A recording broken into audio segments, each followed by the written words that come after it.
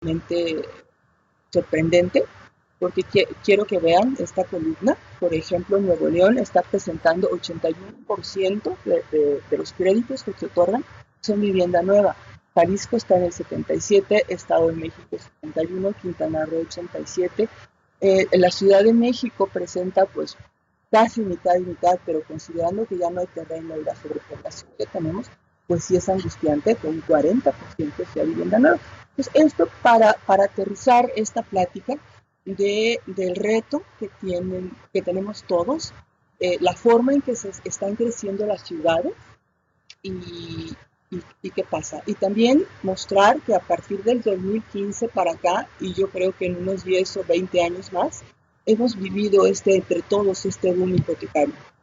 Ha sido una oportunidad estupenda para diseñadores, incluimos los arquitectos, para crear arquitectura, para crear diseño, y ha sido un compromiso. Entonces tenemos que estudiar qué es lo que hemos hecho estos más de 10 años, qué hemos aportado, y ahora quiero incluir a los urbanistas con el reto. Nosotros estamos creando arquitectura, pero ellos a una escala mayor están creando ciudades.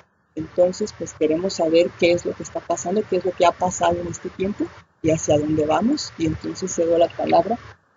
Bueno,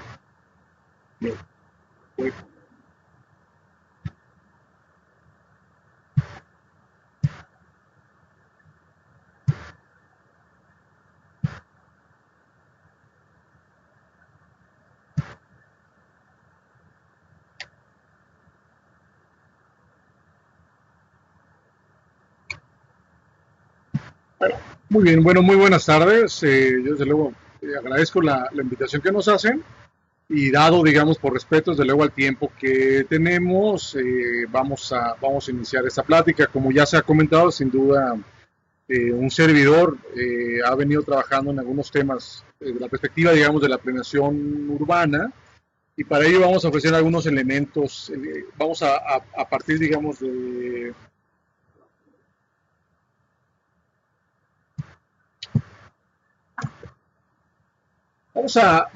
como ya bien se comentaba, un poco hablar esa primera etapa, en términos desde nuestra perspectiva, un poco saber qué ciudades, por qué tenemos las ciudades que tenemos, de luego en México, y sin duda esa oportunidad que tenemos de poder vincularnos con muchos de ustedes, seguramente en gran parte de la República Mexicana, en términos de cómo hemos venido desarrollando nuestras ciudades mexicanas, ¿verdad?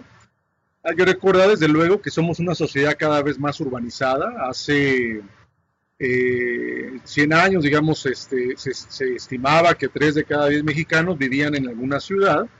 A partir de mediados del siglo pasado, por primera vez en la historia, digamos, del país, más mexicanos vivimos en las ciudades y se estima que en los últimos años más o menos 8 de cada 10 mexicanos vivimos en ciudades, cualquier tamaño que sea, ¿verdad? Desde una ciudad pequeña, media o una zona metropolitana. Eso nos habla del enorme reto que tenemos, desde luego, de trabajo de las instituciones dedicadas a los temas de los créditos, en términos de cómo el país ha venido expandiéndose, digamos, en términos urbanísticos, ¿no?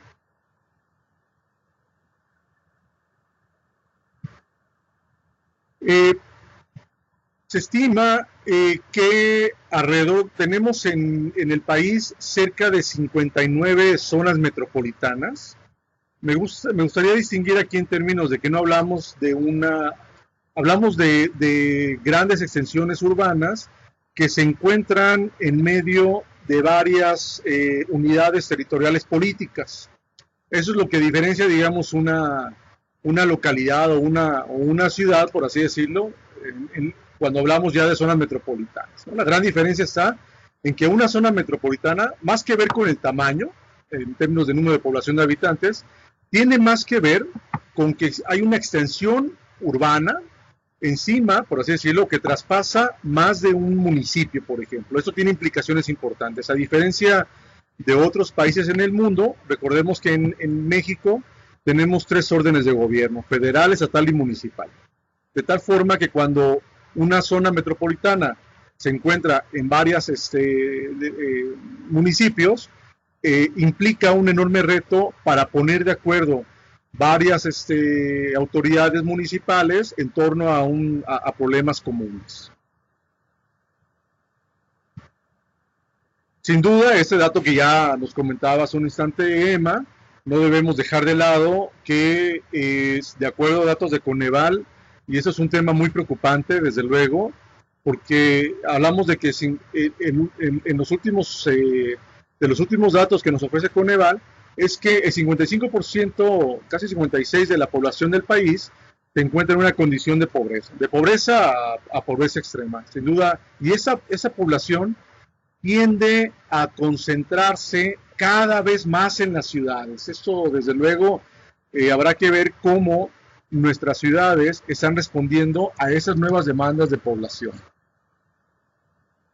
Un dato que nos parece relevante, algunos investigadores como Alfonso Iracheta en el Colegio Mexiquense, Marta Stenger en el Colegio de México, Ignacio Kunz en la UNAM, más o menos coinciden en que el 65% de la superficie urbana del país tuvo un origen informal. Esto no quiere decir que actualmente ese 65% sea informal. Tuvo un origen. Y aquí creo que como instituciones debemos de preguntarnos qué hemos hecho. Aquí la pregunta sería, si hemos construido reglas, hemos construido programas de desarrollo urbano, instituciones para poder regular las ciudades, donde solamente el 35% cabe en esas reglas. Creo que vale la pena aquí reflexionar sobre quiénes estamos mal, ¿verdad? Los que hacemos esas reglas donde hemos insistido que no quepa el 65% del país, o viceversa. Creo que aquí hay un tema de reflexión, desde luego, importante. Hemos tenido ciudades, en el caso de la Ciudad de México, el área metropolitana de la Ciudad de México, se estima que el 20% de la gente que se mueve en la zona metropolitana lo hacen el 80% de los vehículos. Son de esas grandes paradojas que tenemos en la ciudad, donde yo digo un poco de manera simplista en términos, si me lo permiten, donde ojalá tuviéramos un mal transporte público. La verdad es que es pésimo, pues, ¿no? En ese sentido, sin duda, podemos hablar de esfuerzos importantes institucionales para mejorar el transporte, pero habrá que preguntarnos, y ojalá ratito podamos discutir un poquito más esto, ¿qué ciudad en el país podría realmente presumir, digamos, que tiene un buen transporte público? Un tema relevante tiene que ver la imagen que tienen ustedes del lado izquierdo. Es una imagen de una ciudad en los Estados Unidos, cualquiera, la que se imagine una periferia de una ciudad americana. Hemos, de alguna forma, como sociedad, nos han inculcado, de alguna forma, que nuestra aspiración en el futuro, desde luego, es tener una profesión, ganarse la vida de manera, desde luego, honesta, y aspirar a que todos debemos de vivir en nuestra propia vivienda. Y esto en un modelo urbano significa grandes retos, porque entonces darle una vivienda propia a todos los mexicanos y a los futuros mexicanos, sin duda, tiene implicaciones importantes. Sobre todo cuando hablamos del tema de la sostenibilidad urbana. Del lado derecho tenemos esta imagen donde de alguna forma hemos venido construyendo nuestra normatividad para poder ofrecer estos esquemas, digamos, que estamos buscando de darle una vivienda a los sectores, digamos, de más bajos ingresos del país, no necesariamente los más pobres, pero que tiene desde luego implicaciones territoriales muy importantes. Se estima que en los últimos años el país crece a un ritmo de 16,000 hectáreas anuales, que se convierten en zonas que anteriormente no eran urbanas, eran agrícolas o simplemente no tenían un uso urbano. Es un ritmo bastante importante. Estamos hablando de 50 hectáreas diariamente.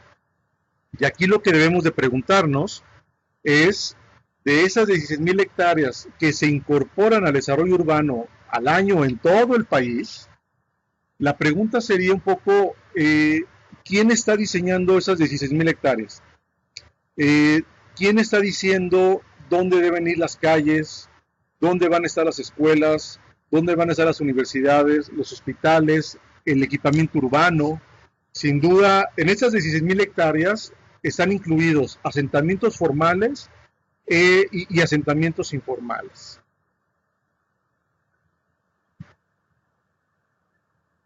Un dato muy importante también, de acuerdo a algunas lecturas, algunas investigaciones en los últimos años, es que introducir servicios a los asentamientos irregulares nos cuesta de 2.7 a 4 veces más caro que si lo hubiéramos planificado, ¿verdad? Entonces, aquí lo que nos habla es el costo de oportunidad, es el costo de haber hecho, por así decirlo, si me lo permiten de manera respetuosa, es el costo que hemos pagado todos los mexicanos por haber hecho mal las cosas en términos de las ciudades. Todas estas ciudades que se van expandiendo en los lechos de los ríos, en zonas no urbanizables, y hablo incluso no solamente de asentamientos irregulares, sino incluso de asentamientos formales, ¿verdad?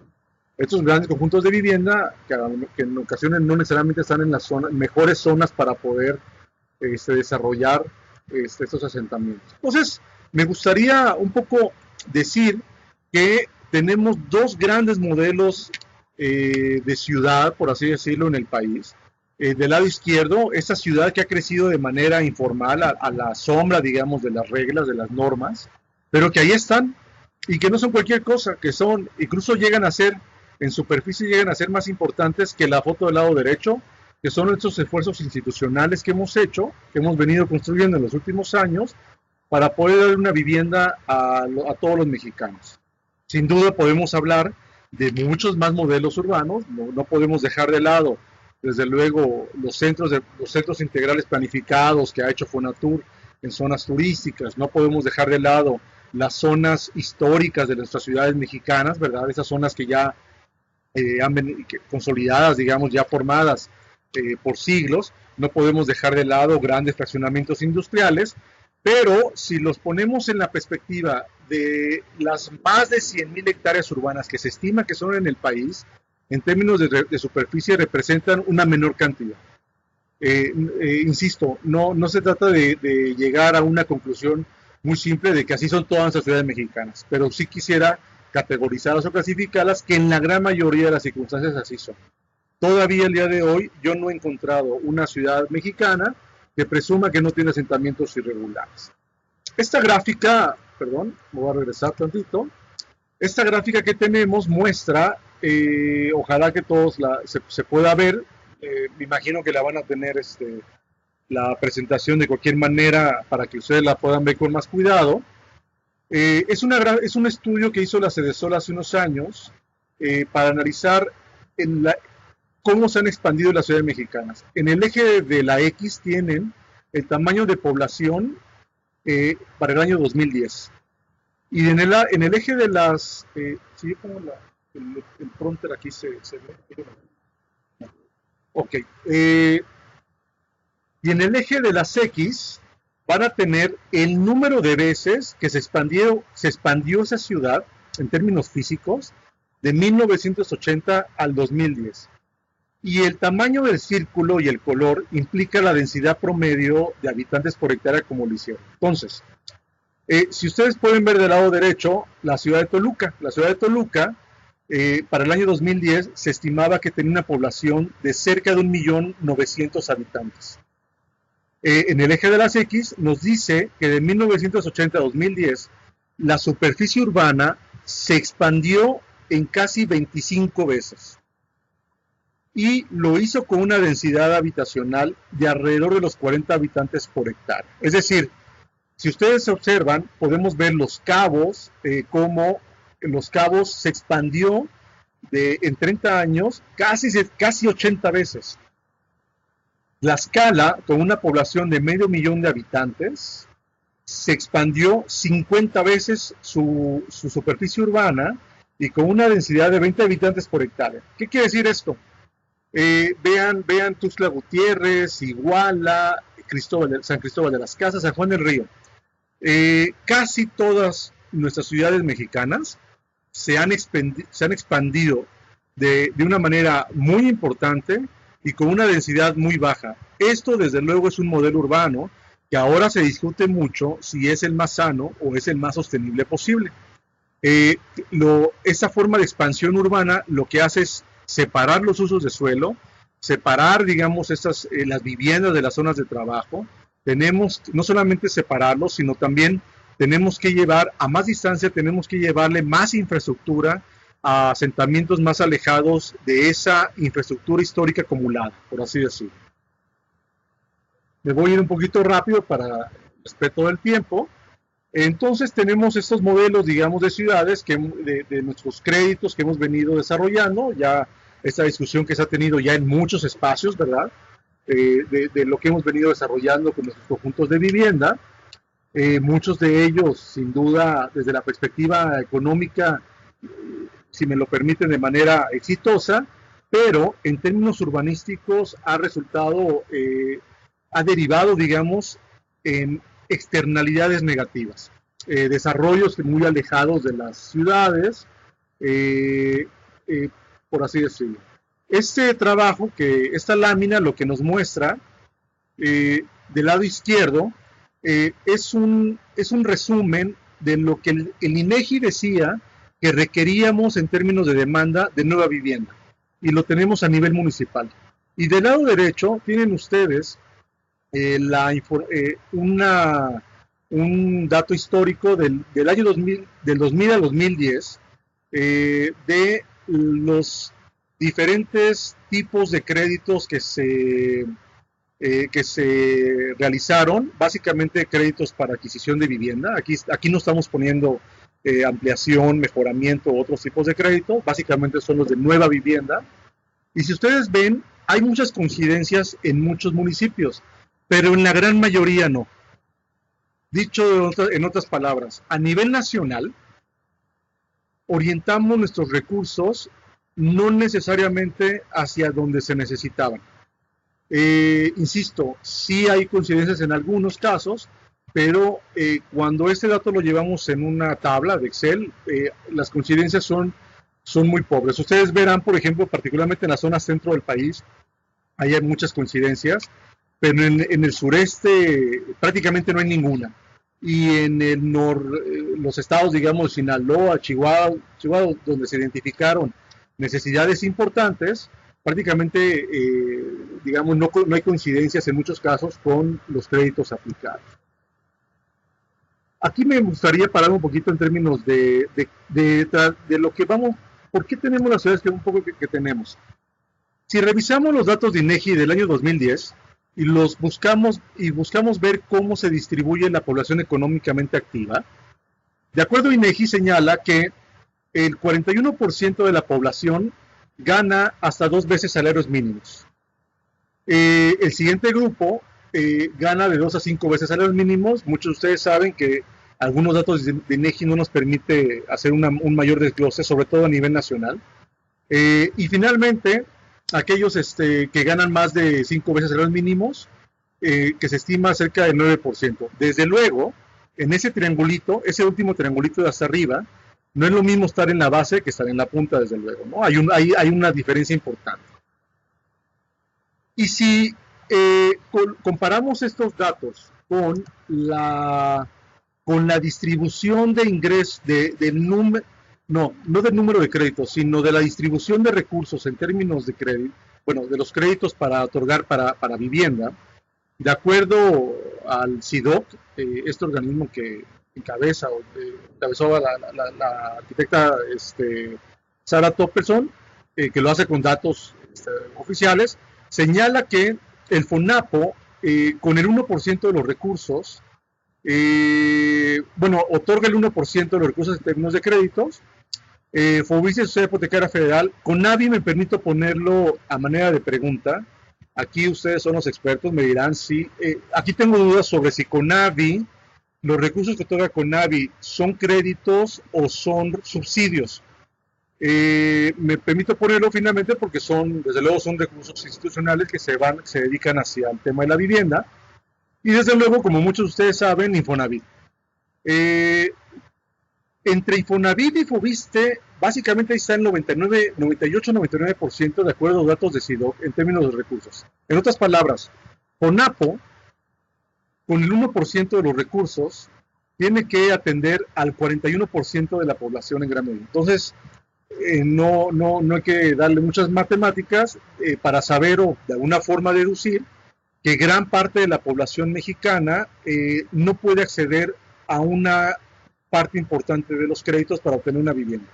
Y son los que se van por vías alternativas. Desde luego se ha insistido mucho en los últimos años, incluso Infonavit ha declarado esta posibilidad de abrir sus créditos a otros segmentos de población. Ahorita hace un instante también aquí me aclararon que Sociedad Hipotecaria Federal también está atendiendo otros segmentos. Recientemente en la UNAM tuvimos un foro con el sector bancario y el sector, digamos, de gobierno, con AVI, recuerdo que también hubo gente de Sociedad Hipotecaria, de esta discusión de cómo diseñar mejores instrumentos de crédito para poder llegar a esa población que no es cualquier cosa. Estamos hablando cuando menos del 50% de la población del país. Bien, bueno, esos son algunas imágenes de todos esos, desde luego, mexicanos que no entran a esos segmentos, pero que sí están teniendo una vivienda. Hay que decirlo, no es que no la tengan, desde luego. Funcionan bajo otras formas de... Hay otros mercados. Esto, desde luego, no se trata la plática el día de hoy de hablar de esto, pero sí es importante destacar que hay una lógica detrás de ellos, que no invaden. Eso es muy importante. Detrás siempre hay alguien que o les vende o les otorga de alguna forma ese acceso a ese suelo, ya sea ejidatarios o estos llamados fraccionadores clandestinos, o simplemente se depositan en una zona de reserva federal o en un derecho de vía, donde a lo mejor, ya sea por omisión o por comisión, alguien les está permitiendo estar ahí. Hemos analizado estos mercados en otras ocasiones, que bueno, ya habrá otra oportunidad de profundizar en esos asentamientos. Aquí me gustaría ir cerrando en términos de dos datos muy importantes. Cedesol estimaba en 2010 que al año 90,000 se crean 90,000 nuevos hogares en asentamientos irregulares. Es decir, en otras palabras, no es un proceso que se ve que se vaya a acabar en el corto plazo. Todavía se estima que va en el futuro, va a seguir siguiendo este proceso. Y segundo, Sara Toppelson en su momento, cuando fue subsecretaria de Desarrollo Urbano, en la Cedesol, señalaba que en asentamientos irregulares la tasa de mortalidad infantil se duplica. Más allá me queda claro que desde luego vamos a hablar sobre los temas coyunturales en términos de evaluación, pero sí me gustaría llevarlo esto al plano social en el sentido de que creo en mi percepción, me parece que no estamos viendo todavía los efectos, si me lo permiten, más perversos de esa forma de hacer ciudades en México. Esos niños que en ese momento, un poco lo digo en mis clases de repente, ¿qué esperamos de esos mexicanos que están viviendo en esas condiciones? Que en el futuro sean buenos ciudadanos, que estén bien formados, que estén educados. Entonces, sin duda, lo que hagamos con nuestras ciudades, lo que hagamos o no hagamos con nuestras ciudades, va a tener mucho que ver, desde luego, con el futuro de nuestro país. No sé cómo vamos en tiempo. Yo creo que unos 3 minutos nos para acabar la primera parte. Me gustaría ir acabando nada más. Sin duda un tema relevante es que hay que destacar que en los últimos años no habíamos tenido tasas tan competitivas, digamos, tan bajas en términos, digamos, de créditos. Eso habla desde luego de que ha habido un esfuerzo importante por hacer más barato el dinero, pero no más barato el suelo. Thomas Piketty, en su libro El Capitán en el siglo XXI, habla de este fenómeno en muchos países en el mundo, donde la reducción en las tasas, digamos, de los créditos se vuelve un factor importante para bajar el costo del dinero, pero el valor del suelo aumenta. y lo hemos visto en varias ciudades en el país. Sin duda, el sector inmobiliario se ha dinamizado en los últimos años. Ahí tomo algunos datos de esta página de la Moody, donde hemos visto cómo en los últimos meses, en los últimos años, sin duda el sector inmobiliario se ha venido incrementando de manera importante en ciudades con un desarrollo turístico principalmente, desde luego industrial. Mérida sin duda ha sido un foco de inversión importante en los últimos años, mucho en gran parte por esa atracción que tiene desde luego del clima, de su gente, de las costumbres, de la seguridad, desde luego, que ojalá que esas inversiones que se han dado en los últimos años no vengan a deteriorar esa condición.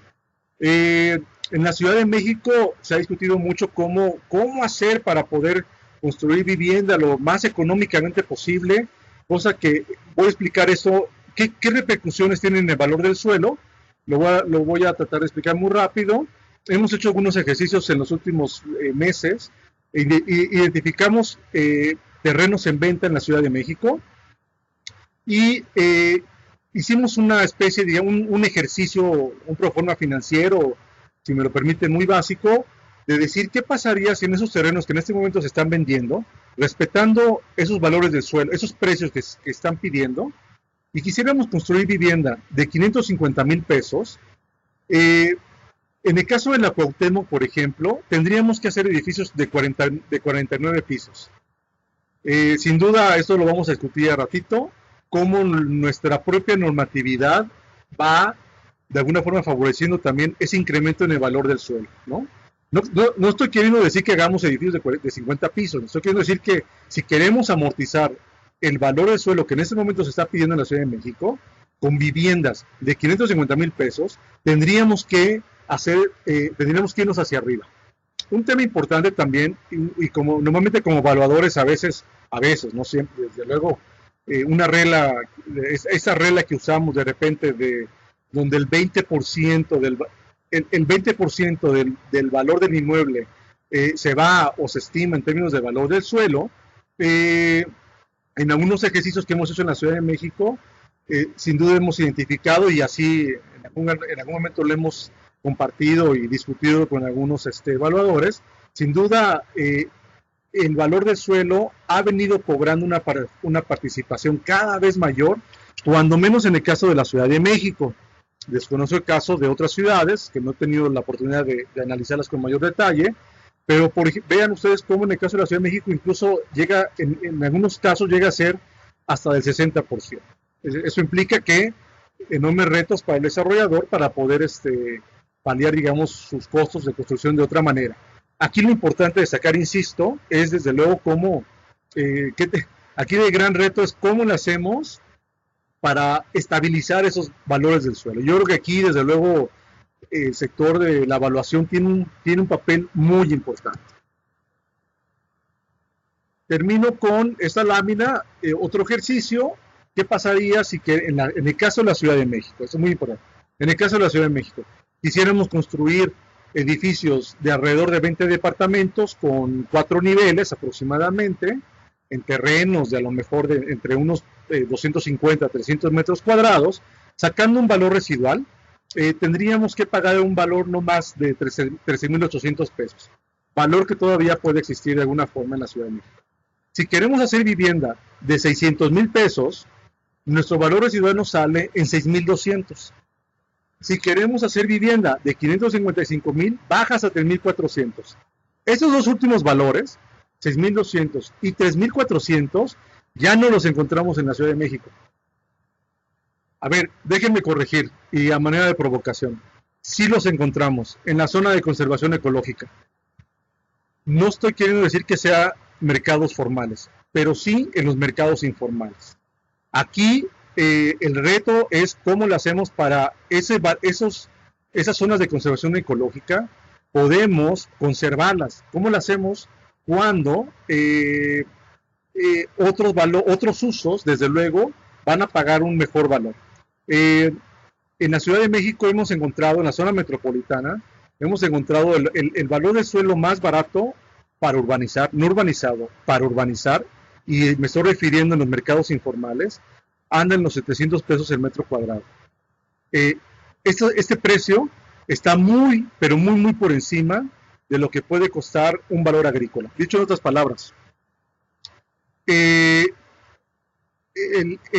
uso agrícola más rico del país vale muchísimo menos que el uso urbano más pobre del país. Los pobres están incluso dispuestos a pagar mucho más que un uso agrícola. Aquí, desde luego, no es difícil imaginarnos, sin duda, por qué se han expandido nuestras ciudades y por qué se siguen expandiendo. Sin duda, la expansión en este país ha sido un gran negocio para muchos, pero al mediano y al corto plazo muchos vamos a perder en términos de esta expansión, digamos, importante. Entonces, un poco esta lámina no la van a tener ustedes, no porque tenga mucho sentido ahorita comentarla.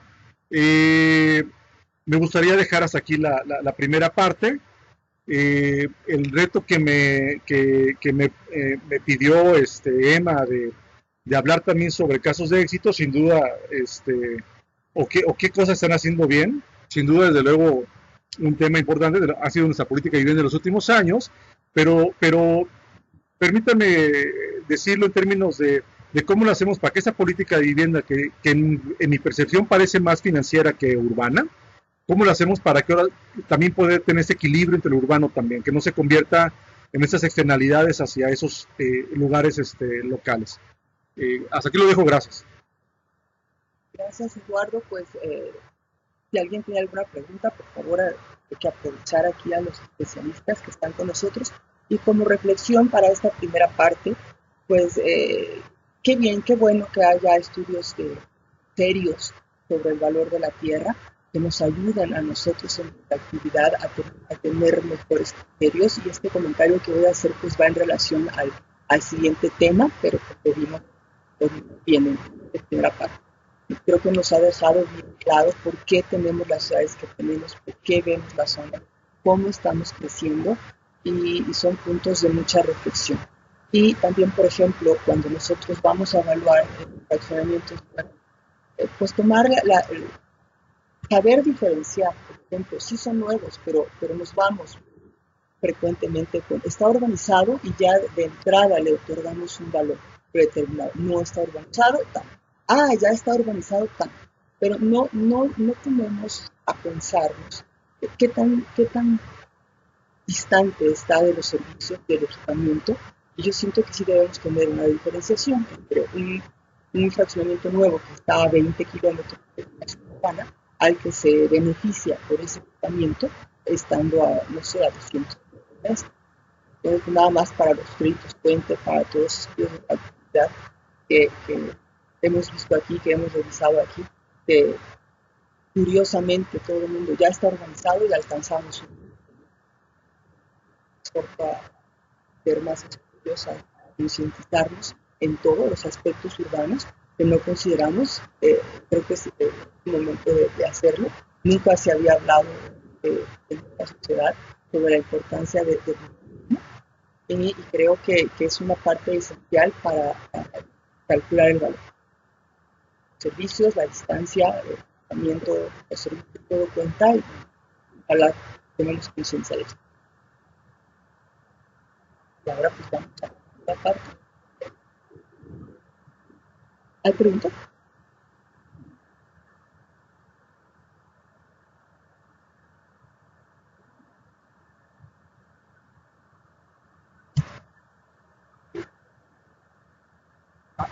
Ok. Bueno, muchas gracias. Estamos recibiendo varios comentarios. Me voy a permitir rápidamente ver algunos de ellos.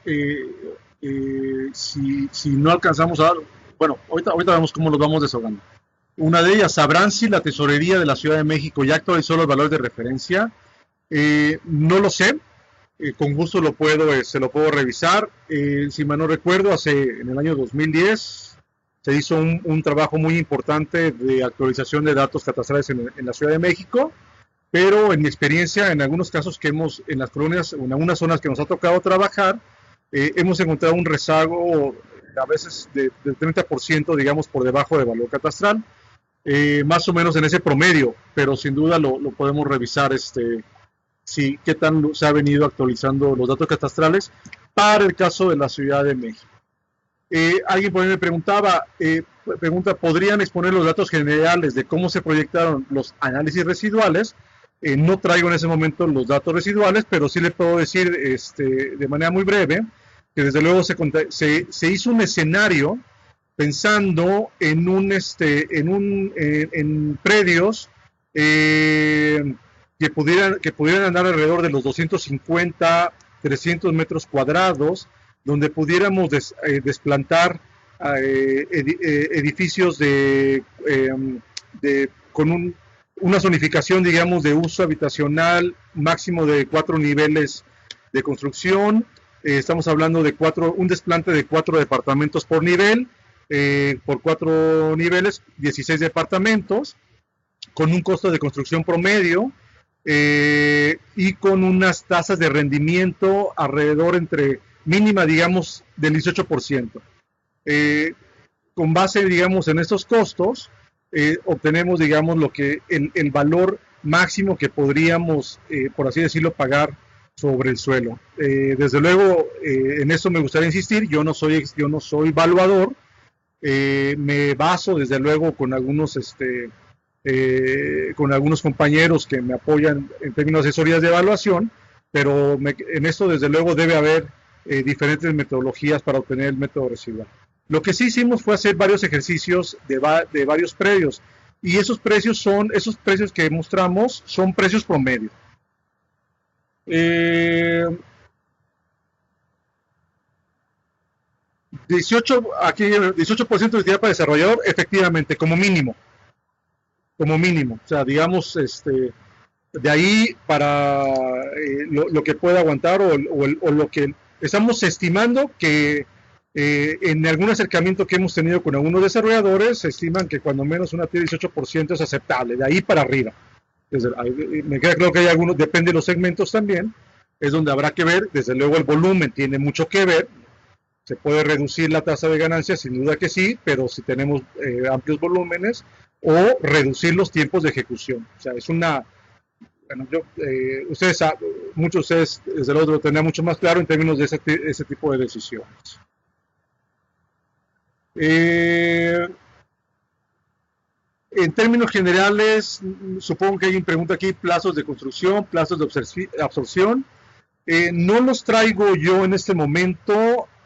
Para el caso de la Ciudad de México, en algunos trabajos que hemos tenido, en el caso, si mal no recuerdo, la colonia Polanco, desde luego, para los que están en el interior de la República, reconocerán que es una zona de las, digamos, de mayor valor en este momento en la ciudad, con presiones inmobiliarias muy importantes, y anda en un estudio que hicimos no hace mucho, estaba alrededor, si mal no recuerdo, de las 8 viviendas, no, perdón, 12 viviendas por mes. Era un dato de lo que nos habían dicho en un segmento de Polanco los vendedores. Desde luego que siempre hay que tomarlo con reservas estas cosas, porque sabemos que entre inmobiliarios o entre comerciantes hay que tener nuestras mañas para poder sacar ese tipo de datos a los comerciantes u otro tipo, comercializadores, perdón, desde luego los brokers, ahí a veces dicen más de lo que realmente es, ¿verdad? Entonces, pero más o menos se mueven eso. Si mal no recuerdo, por ejemplo, la colonia del Valle, también una colonia con presiones importantes inmobiliarias, o con una dinámica importante inmobiliaria, anda alrededor de los 6-7 viviendas por mes. Pues ya, si quieren, pasamos a la segunda parte para Bien. registramos más preguntas. Hay otras preguntas, pero por obviedad del tiempo las vamos a tomar y trataremos, si no en esta oportunidad, de buscar cómo hacerles llegar las respuestas. Ok, vamos a pasar. Esta segunda parte tiene que ver con por qué debemos de regular las ciudades, por qué debemos de planificarlas. Me gustaría poner esa fotografía de Aerofoto.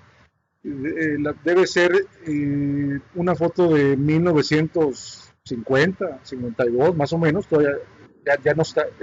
Es una foto de la colonia Hipódromo Condesa, aquí en la Ciudad de México. Una colonia, ahí ven ustedes el Parque México. Es una colonia que cuando viene uno de viaje de turista a la Ciudad de México, sin duda es un lugar obligado, de lugares de cafés, lugares, digamos, muy agradables para estar. Los que vivimos en la Ciudad de México, a muchos a lo mejor nos gusta ir los fines de semana, ir a comer, desayunar, llevar a la familia, pasear en el parque. Es decir, es una colonia, es una zona en la que muchos de nosotros reconocemos esos atributos físicos que tiene la colonia. Y yo aquí, por ejemplo, les preguntaría, ¿con qué programa de desarrollo urbano se hizo? Estamos hablando de 1950, 1955. La primera ley de asentamientos humanos fue en 1936, es decir, 20 años después que esta fotografía. ¿Con qué normas particulares se aplicaron? ¿Alguien de ustedes conoce la manifestación de impacto ambiental o el estudio de impacto urbano? ¿Quién le quitó la barda a la Condesa? A ver si me explico. No había normatividad y hacíamos buenas ciudades. José Luis Cuevas, a quien se le atribuye en gran parte el diseño de esas circunstancias, y aquí es un poco la reflexión hacia todos nosotros. Como evaluadores, digamos, como arquitectos, urbanistas, ingenieros, que estamos en el tema de la construcción, ¿qué tipo de valores hemos venido construyendo de alguna forma también? Yo sé que muchos de nosotros respondemos a lo que el mercado dice, ¿verdad? Ahora, imaginemos que queremos reproducir este mismo modelo de ciudad actualmente. Me imagino que a lo mejor a algunos de nosotros se nos ocurrirá ponerle una barda y una caseta, porque ahora se reconoce como un valor de venta. Pero en el largo plazo lo que hacemos es, en mi perspectiva, creo que estamos matando las plusvalías futuras. Imaginemos que le hubiéramos puesto una barda a la colonia Condesa ahora y que para poder acceder a ese maravilloso Parque México, pues tendremos que pasar por una caseta o por varias. Bueno, eso está pasando en la periferia de muchas de nuestras ciudades mexicanas. ¿O qué hubiera pasado si el Parque México lo fraccionamos también? Ahora no tendríamos la oportunidad de no solamente de pasear, sino de reconocer esos atributos físicos. Ahora uno busca obtener esos mayores niveles de rentabilidad a corto plazo, sin duda. Yo sé que a lo mejor ahorita muchos estarán pensando que estoy fuera de la realidad de que el fraccionador, el inversionista, nos está exigiendo, digamos, obtener la mayor rentabilidad de esos desarrollos. Sin duda sí a corto plazo, pero yo insisto, yo no soy evaluador, yo soy urbanista y de esa perspectiva veo que estamos a largo plazo, estamos transfiriendo costos muy importantes a las ciudades. Aquí es un poco el ejercicio de ver cómo lo hacemos juntos. 4 principios básicos para poder regular la propiedad. El valor del suelo o de las ciudades, en principio, tiene un origen del esfuerzo social. Las ciudades se construyen de manera colectiva, a través de todos nuestros esfuerzos, de nuestros impuestos. Históricamente se va consolidando. Desde luego, el artículo 27 constitucional bien nos señala, el suelo es un bien de origen nacional con valor intangible. Los derechos de uso de intensidad y de uso son diferentes a los derechos de propiedad. La propiedad tiene una función social. Pero déjenme explicarlo. La ciudad se construye de manera colectiva. Vamos a hacer para los que escuchen, una pausa.